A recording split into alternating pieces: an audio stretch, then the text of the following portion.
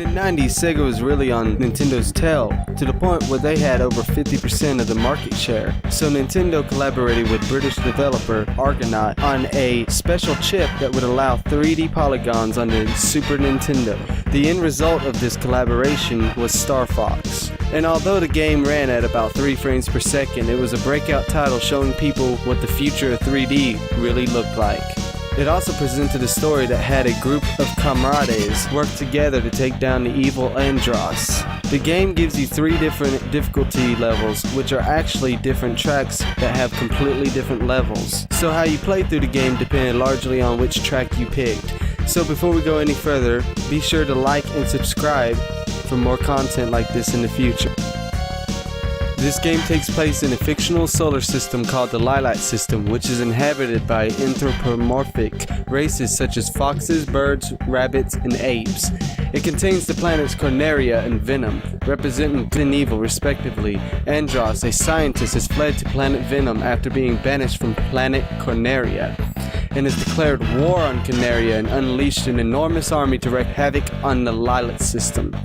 General Pepper, the commanding officer of Corneria's defense force, dispatches a prototype high-performance fighter aircraft accompanied by his teammates, Falco Lombardi, Peppy Hare, and Slippy Toad. This game gives plenty of gameplay options, and although you can play through it easily in one sitting, it has plenty of replay value with 3 different tracks with varying differences along the way. You will find the gameplay very addicting once you get used to it, although I have to admit that I had some headaches playing through this game. Although it was a technical marvel at the time, and it is still impressive to know that the Super Nintendo can handle such a feat, it is very migraine inducing, and as a result, you may find yourself having a tough time playing through the game for more than an hour. I believe the developers understood that this may be a problem because the game is very short and you can play through all 3 tracks in one sitting each.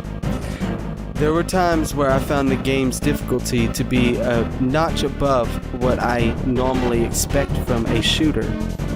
Although I must admit that it was actually pretty easy experience to play through this game, and the patterns are easy to get down packed after you play through it once or twice. I believe that anybody who is nostalgic for the 90s and has played this game as a kid should go back and play it.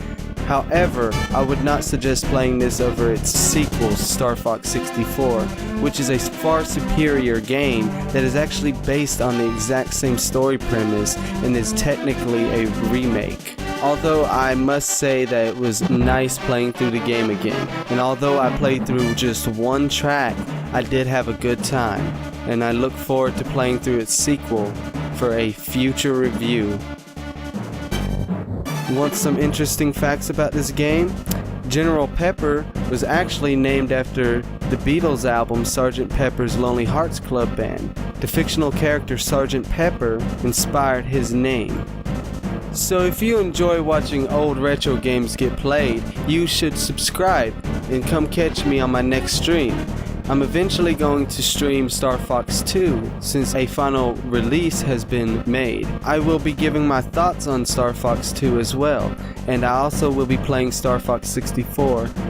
I have many games lined up to play before I get to them. However, I do look forward to the day, and I'm hoping to have all that done by the end of the year. I want to thank everyone for watching. Y'all have a great day.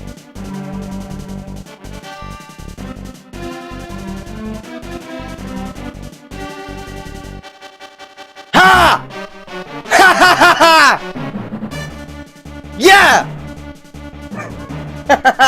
Yeah!